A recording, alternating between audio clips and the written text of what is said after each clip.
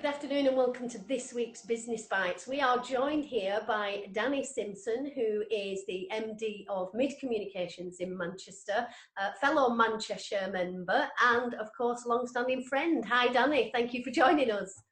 Hi, Lisa. Thanks for having me. And yeah, looking forward to hopefully you taking it easy on me. We're just sharing, mate. We're just sharing. That's all it's about. Of course, the purpose of these business bites and why we put them together is there are hundreds of members that are part of our share families and hundreds of businesses, obviously, that are really struggling right now. 2020 hasn't exactly gone how most businesses or people planned, and people have hit different challenges. I guess what we're doing is hoping the series of businesses that we interview and that share their challenges and stories with us hit the hearts of other people and help us to work much more collaboratively going forward with one another. So I'm going to start, Danny, if I may, by for the purpose of those listeners and watchers that might not know your background, if you'll share a little bit with us about where Danny Simpson started and how he became his current day entrepreneur. Yeah, no problems. Blagged it all, Lisa. It's all been I love it. But started in Rochdale, born and bred. So Rochdale's a great town for me that gets to wear two hats because it's still part of Lancashire and still gets classed as Greater Manchester today. So I guess we can wear whichever cap we want, which is a unique situation. But yeah, born and bred, left school at 16 with GCSEs, wanted to join the police force. Disappointed that I couldn't get in because I was colourblind. So that's where I think I started to build a little bit of resilience, get on with it. And like everybody else, went to earn money. So started in probably a warehouse, like any other job, just took what come. Mum and Dad were probably a bit annoyed that I never went to college or uni, but I just thought, I've always had this ability in school where you're told, come to the front of the class because you're a distraction and come and sit here so I can see what you're doing. I just always knew that, I could catch up. I was always one of these that would work hard. A couple of paper rounds, worked in a chicken when I was 14. So working hard has not been something that I was shy of. So probably met my missus when I was a young age. I think, she's my superhero. I was lucky enough to find what is probably, in most people's eyes, a challenge of a real solid life partner. I was very lucky at 17 I met her. She was 16. We've been together now 22 years with two children.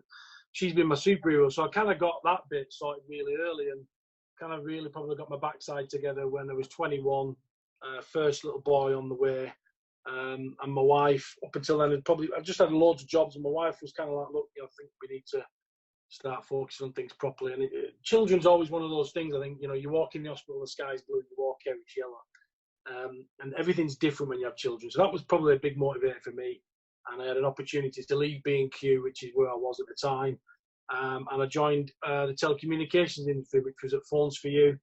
And just through pure graft, started as a sales advisor and went through assistant manager, sales manager, store leader.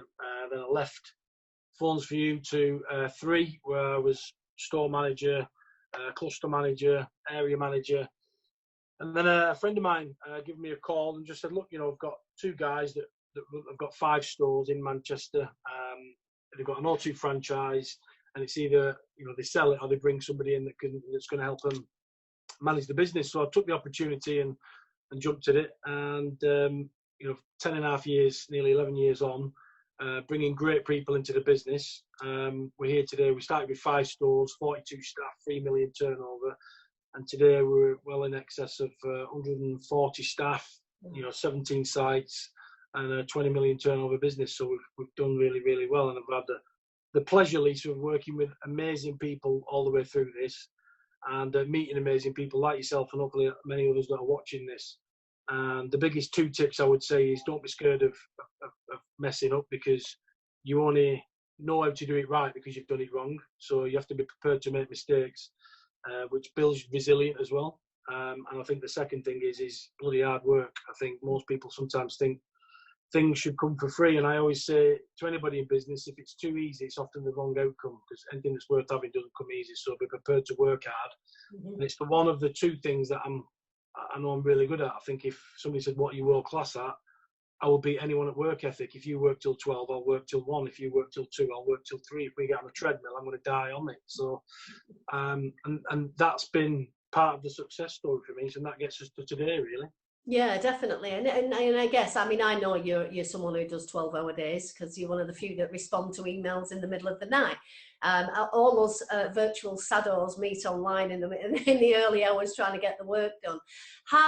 As the business grew, Danny, as you went from sort of, when you very first became your own boss kind of thing, Yeah. to now, when you've had all that growth, are you putting any less or more hours in? Are you reaping the benefits? Are you sitting back? No, not at all. I think still trying to keep the foot firmly down. I think one of the questions I get sometimes when I do Q&As or I do public speaking now is, what's a good work-life balance and how do you maintain one? And I would say that work-life balance is individual to what you find comfortable. As I said to you a minute ago, I'm really lucky that my wife, my superhero, supports me and has supported me all the way through this. So not everyone has that situation, No. and I think work-life balance is what works for you, and only you can decide that. And I think it's the same as success. Mm-hmm. Everyone's version of success is different. So to me, my success is different to yours, and vice versa. It doesn't mean it's right or wrong. It just means it's different, and that's what my version is. So I think just make sure to take the time to enjoy the journey, because definitely in the first 2 years I was definitely caught up grinding probably too hard. And I forgot to enjoy the journey. I forgot all the things that I was actually doing. I was just next. You never get time to take and enjoy the things that you've just built, Yeah. the people that you've just done. So yeah, take some time to reflect what you've done. I think that's brilliant advice, actually, because I think quite often as entrepreneurs we can get lost in not just running the businesses, but there's a constant level of creation of something new, adding more value, and like you say, next, whether that be people or growth or whatever it is. But Yeah, quite often, if you get lost in that, before you know it, you're at the end and it's gone. And the yeah, work-life balance and the being present is about appreciating the now. Even if that's at the end of every day, where you go, today was a cracking day, now it's family time. I mean, I know yeah, we as a family, and lockdown has given us this back, to be honest, because most of my children had left home and gone. And they've found that this is the safe haven where they're all going to hide during lockdown. So my table at tea time is now full again. There's sort of 7 of us on lockdown here. But it's nice. It reminds you to have that balance at the end of every day. Just going back to the business, if I was to ask you a year ago what the current challenges were, what was in the business plan, what were you driving forward for, how much would they differ from today's business plan after the pandemic arrived? Oh, hugely different. I think one of the things that I've always wanted to do, Lisa, was obviously, keep myself really busy. So just to kind of give people a taste, really, I guess, of what busy looks like. CEO, MD, full time here of this business. I also chair and trustee of a local charity, Cash for Kids, and I sit on the national board, and I sit on another board of 2 other businesses. So I like to keep busy, and I like to. 2 years ago, I took a guide of trying to mentor 5 businesses at any one time as well to give something back. I definitely wish, through a lot of my mistakes, I had somebody there trying to guide me a little bit, and I wouldn't have maybe made as many, but I'd have had better information. I would have still made them, but maybe to that extent. So I think the business plan, 12 months ago was definitely all about, growth, developing people, and continuing to look for new innovative ways of how we can get new routes to market and help people to discover how they can develop growth. I think today it's the same, but very different. I think this pandemic's given everybody an opportunity. As I said to you before, I've always been a stickler of structure. I love structure, and I think one of the things I've always done, I said pleased with actually, is probably on a Friday afternoon, probably about 3 o'clock till 5 o'clock. I always go through a checklist, which is around reflection on the week, getting ready for the week ahead, and taking that time to stop, as you said, and pause. Probably definitely in my earlier years, a little bit silly and just cracked on. But I think when you stop and pause, you can really start to think about what I call it noise. What noise is going on? What do I need to listen to? And what is just noise? Because I think sometimes we can get sucked into all sorts of things. And definitely with this, I think people will push and try and pull you in different directions. And I think you've got to be able to stop and pause. And I think there's so many different things like flexible working and working from home, and all these different challenges that businesses said, no, we're not going to do it. We don't want to do it. And this has forced us to do it. And yet, here we are. So many businesses are loving it. And I think there's so much still yet to do. But I think what this does do is show us that, if we do take time to stop and appreciate the finer things, I mean, whether it's, you know, people just appreciate. I appreciate more that I've got a back garden more. I know it sounds silly, but you know, I've got lots of different people, friends, family, staff that, you know, I've got, you know, nice apartments, but Yeah. just a balcony and that's it, or sometimes not even that. So I think you get to appreciate some of the smaller things, but you know, just really understanding the power of reflection and starting to think about how you can change your business. And that's the one thing I always believe: there's three definite definites in life, which is death, taxes, and change. And if you're not on board with all three, then you're going to struggle. Change is something that's there. It's not something that you get a choice to do. It's something you must do. You know, and if you look at many of the great businesses that have been before that are not here today, it's because they either weren't agile enough, they were resistant to change, or they didn't know how to innovate. And I think for me, those are three things that I constantly look at doing. Disruption is something I've built a career on in the right way, not negatively, just disrupting for the sake of disrupting. But just when somebody says to me, "Oh, it's the way we've always done it," that's, you know, that's enter Danny Simpson mode. Yeah. You know, why do we do things like that? It's just because we've always done it. Now, if that's the best way and it's the only way that it works, then fine. But more often than not, as a pure leader, it's about pushing people beyond boundaries. And I love leadership. I've definitely been a manager and I'm okay. But as leadership, I love it. That's the bit about my job that grinds my cogs, gets me going, gets me out of bed in the morning. Pushing people and helping people do things that they didn't think they could do. Like, for example, sales. I always thought I'd be a world-class salesperson, but I'm not. I'm probably an okay to average salesperson. But because sales is easy when you know how. It's just, you know, finding a problem and getting a solution to that problem. That's a sale. And I think so many people think that they can't do things because they've had a finger pointed at them in life and told that you can't do something, or somebody's always said, "Why are you doing that?" And that's probably most people. But I love somebody saying to me, "You can't do that." That's motivation. I'm like, I can and I will and I'll show you. And that's how I've done what I've done, really, just because people have challenged. You've got the ability to do what you want. And my dad always told me two things. Look, your biggest competitor will always be yourself. Just beat yourself and you'll push yourself forward. Correct. And you'll probably get further than you thought. And listen, you're probably not going to always be the sharpest kid. You might not be the most academic. You might not be the most talented. You might not be the most qualified.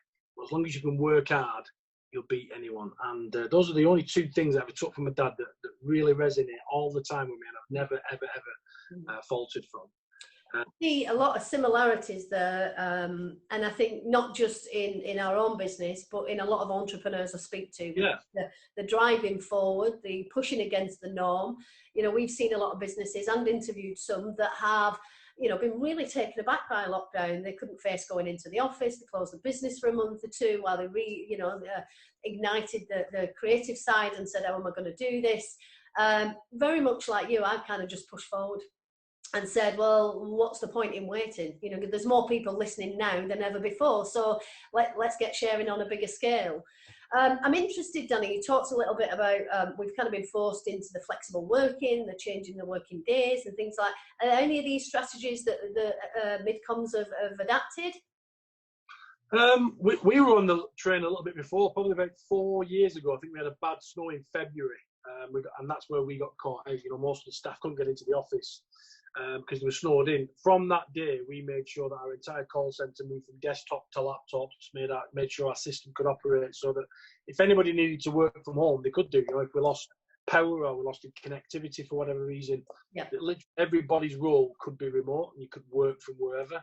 So we were really fortunate that, you know, we got on that early doors, and then things like Microsoft Office 365 and other products and Teams and Zoom, all these products that have been born have made the gig a little bit easier. But I think it's just finding that next gear to want to go. And I know it's been a huge challenge for a lot of people, and everybody's dealt with this really differently, some better than others. But look, being dead honest, Lisa, you know, absolutely. I have good days, you know.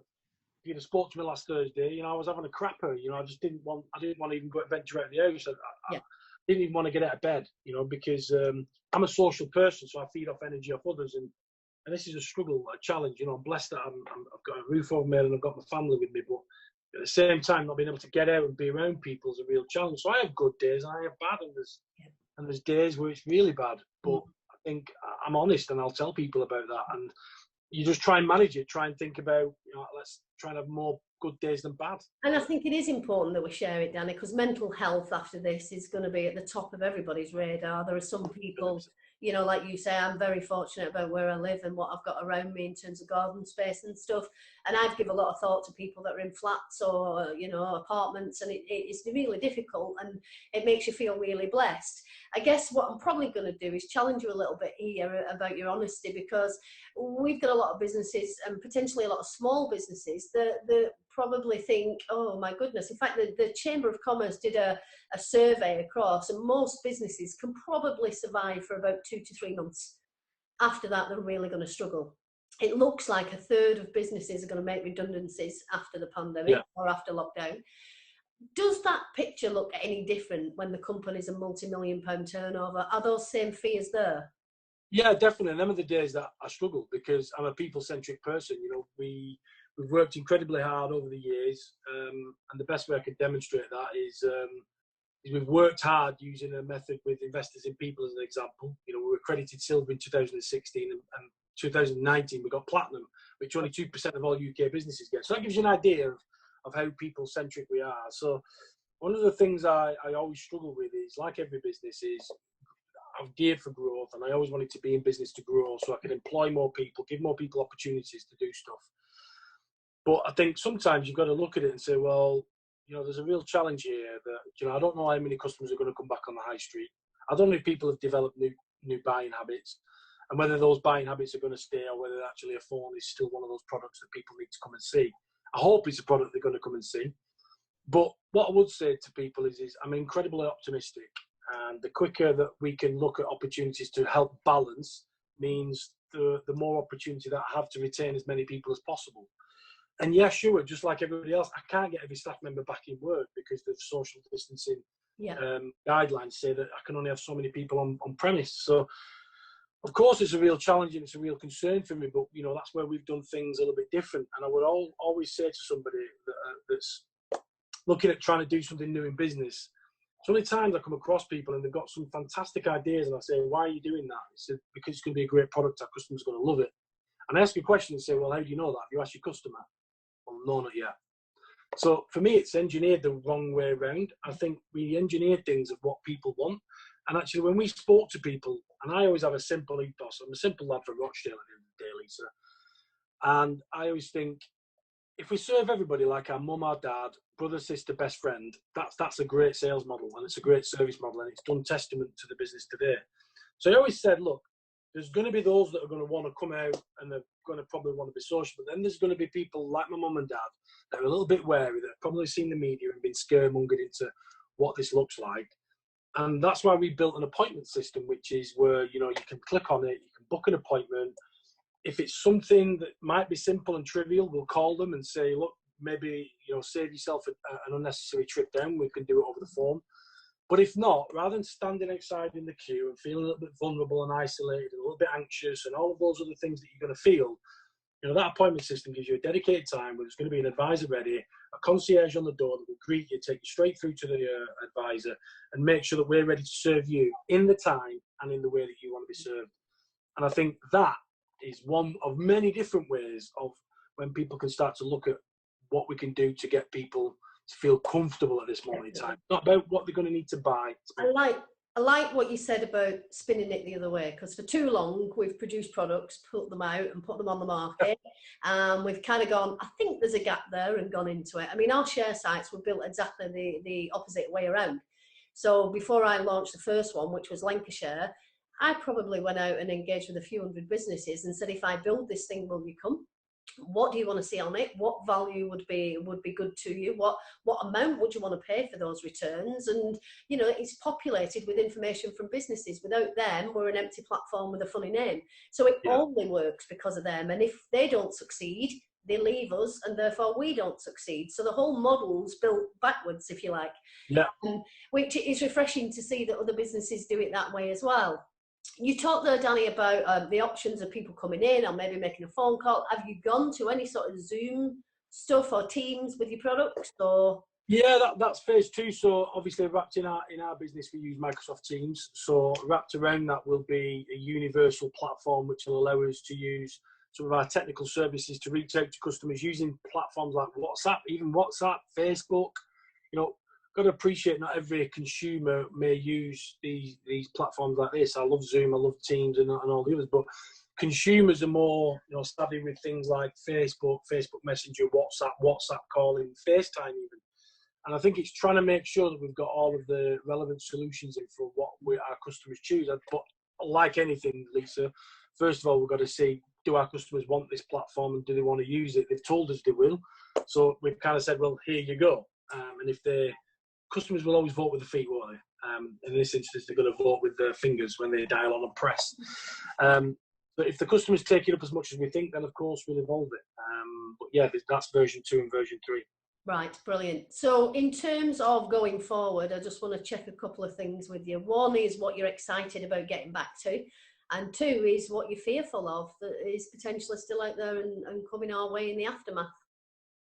I think fearful that I think this thing's going to come back again the second time around, and I think talk about resilience. I think you know, make sure you build that plan in your business plan. Make sure you build for this thing coming back. And I think this is giving you an opportunity that says, don't be caught out by saying, God, I wish I'd have put that in play. You've got to learn now. So I think take this opportunity to learn and say, if this ever happened again, what would we do differently that we didn't do this time, that we now know on the outside? Because I think very quickly when life starts to get back to whatever the new normal is, in another 3 months, this might be chip newspaper, this lockdown, and we all move back onto Brexit and whatever else comes around. I think we've got to take the learns that, you know, life's given us this opportunity to learn from it. I think we've got to learn. So that's one. What I'm most excited about, you know, all the new micro businesses that have been born, you know, seeing people like you, Lisa, reach out and do this for your customers and members, opening a new TV show. And I think all these micro businesses and new shoots and new opportunities are just phenomenal. Yeah.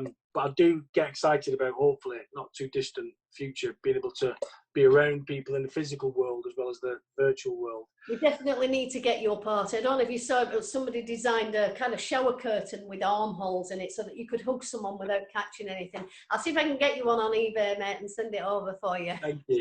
Thank you. That'd be great. Thank you, Lise. Danny, I appreciate you joining me today, and I appreciate your honesty, because I think a lot of people will think that bigger businesses that turn over millions will be fine, and it's only them as the small ones that are going to suffer. But, you know, the bigger the purse string, the bigger the payroll, the more people that are affected if you guys go down. It's massively important that people stick together and keep buying locally. That's the whole concept of our Connecting Counties, is that nobody struggles. And by sharing, we've all got access to the same info. And today you've shared with me some really honest views, and I can just say thank you for your time and for being so honest. You're always welcome. And listen, thank you to yourself for the opportunity, Lisa, and for anybody that's watching. You know, this is an incredible lady. I know you already know that, but Lisa, you're an incredible lady, connecting people and helping others. And I think you give so much back to other people. And I think this is just another demonstration of that. So, you know, thank you for what you do in your communities and for the businesses that you've helped so far. And thanks for making me blush and putting me on the spot there. Listen, you're welcome. Doing what I do feeds my soul. You know, if I can help somebody else out, and, you know, I earn a decent living from helping people, and it's a beautiful place to be. At the end of every day, you know, I get emails from people that go, oh my God, I did it. I got a lead, I got a sale, I got a this, I got a that, I got the funding, I got the business, I got the building. That feeds me every day. And, you know, there are thousands of businesses, you know, there's 70,000 businesses in Lancashire, there's 120, 130,000 in Manchester. And people quite often say to me, aren't you passionate? I say, no, I'm frustrated, because we all work separately and we really don't need to. And these digital platforms just allow a way for us all to connect and share. And if we're really going to pull our counties out of this, then that is the best way to do it together rather than separately. So definitely more important than ever. And I think just Lisa, quickly, whilst in current situation, I think it's also fitting with what you've said. I think not only should businesses work together, but I think digital and these platforms also should be helping to remove more barriers. So getting rid of more male-female equality and all of the things that are going on in the black community at the present moment is a demonstration that we should be working together. We're all human beings, and like yourself, Lisa, you've reached out and helped so many. I think if we all took that approach more, then we'd be a much better world and community. So I agree with you. It's nice to share a decent conversation with somebody with similar beliefs. So again, Danny, a big thank you from me for giving up your time. Best of luck with getting the shops and everything back up, and I'm sure the business will flourish with you at the helm, and I delight in catching up with you again in a few weeks' time. Thanks for joining me, Danny. Thank you everybody. Yeah.